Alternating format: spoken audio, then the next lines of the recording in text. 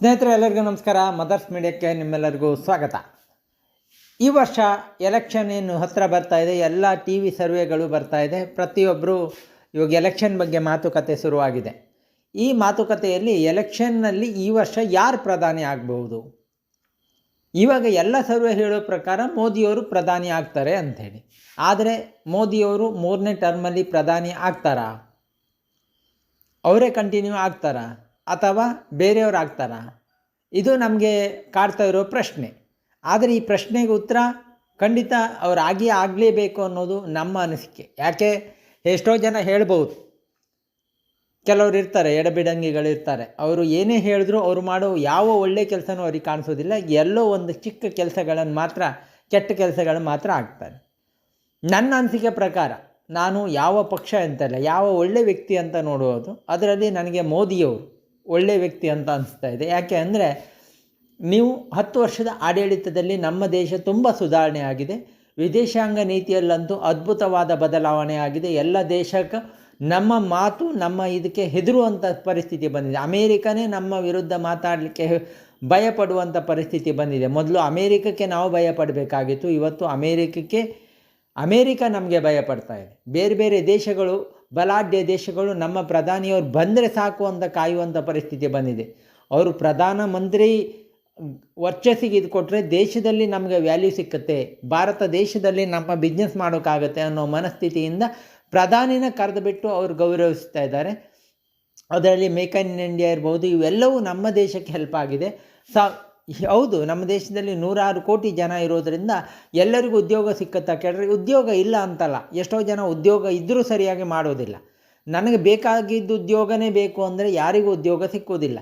ನಾವು ಯಾವ ಉದ್ಯೋಗ ಬಂತು ಆ ಉದ್ಯೋಗದಲ್ಲಿ ಮಾಡಿಕೊಂಡು ನಂತರ ನಮ್ಗೆ ಇಷ್ಟಪಟ್ಟು ಉದ್ಯೋಗನ ಮಾಡೋಕ್ಕೆ ಬಂದರೆ ಎಲ್ಲರಿಗೂ ಉದ್ಯೋಗ ಸಿಕ್ಕತ್ತೆ. ಇಲ್ಲ, ನಾನು ಹಾಗೆ ಓದಿದ್ದೀನಿ, ನಾನು ಅದೇ ಮಾಡಬೇಕು ಅಂದರೆ ಅದು ಸಾಧ್ಯ ಇಲ್ಲ. ಎಲ್ಲರೂ ಕೃಷಿನೇ ಬಿಟ್ಟು ಕೃಷಿ ಕೆಲಸದಲ್ಲಿ ಯಾರೂ ಮಾಡೋದಿಲ್ಲ. ಕೃಷಿಯಲ್ಲಿ 1000 ಕೋಟ್ಯಾಂತರ ಕೆಲಸಗಳಿದ್ದಾವೆ, ಆದರೆ ಮಾಡುವವರಿದ್ದಾರಾ? ಇಲ್ಲ. ಅದೇ ಥರ ಆ ಜಾಬಲ್ಲಿ ಎಲ್ಲರಿಗೂ ಜಾಬ್ ಕೊಡಿಸಿದ್ದಾರೆ ಅಂತ ಹೇಳೋಕ್ಕಾಗದೇ ಇರ್ಬೋದು, ಆದರೆ ಜಾಬು ಎಷ್ಟೋ ಜನಕ್ಕೆ ಸಿಕ್ಕಿದೆ. ಎಷ್ಟೋ ಜನ ಜಾಬನ್ನ ಅವರೇ ಕ್ರಿಯೇಟ್ ಮಾಡ್ಕೊಂಡಿದ್ದಾರೆ.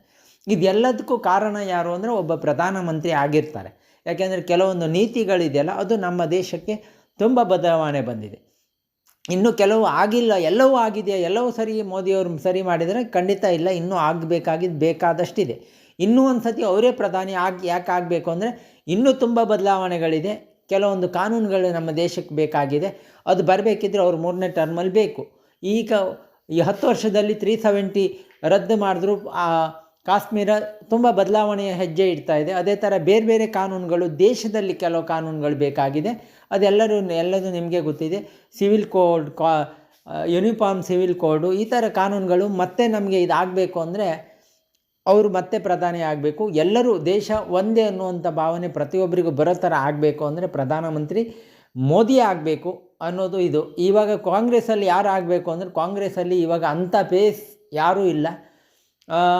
ರಾಹುಲ್ ಗಾಂಧಿಯವರಿಗೆ ಅಂಥ ಅನುಭವ ಇರೋದು ನಮಗೆ ಕಾಣಿಸೋದಿಲ್ಲ. ಅವರು ಬರೀ ಯಾತ್ರೆ ಮಾಡ್ಕೊಂಡಿರಲಿಕ್ಕೆ ಸರಿ, ದೇಶ ನಡೆಸೋದ್ರಲ್ಲಿ ಅವರು ಇನ್ನೂ ಪರಿಣಿತಿ ಹೊಂದಬೇಕು. ಅದು ಮುಂದೊಂದು ದಿನ ಅವ್ರು ಆಗ್ಬೋದು, ಆಗೋದಿಲ್ಲ ಅಂತ ಹೇಳೋಕ್ಕಾಗೋದಿಲ್ಲ, ಆಗ್ಬೋದು. ಯಾಕೆಂದರೆ ಗಾಂಧಿ ಕುಟುಂಬದವರು ಏನಾದರೂ ಮಾಡಿ ಆಗ್ತಾರೆ ಒಮ್ಮೆ ಯಾರು, ಅದು ಆಗ್ಬೋದು. ಆದರೆ ಇವಾಗಿನ ಪರಿಸ್ಥಿತಿಯಲ್ಲಿ ಬೇರೆ ಯಾರು ಇದ್ದರೆ ಮೋದಿ ಬದಲಿಗೆ ಅಂದರೆ ಖಂಡಿತ ಇಲ್ಲ.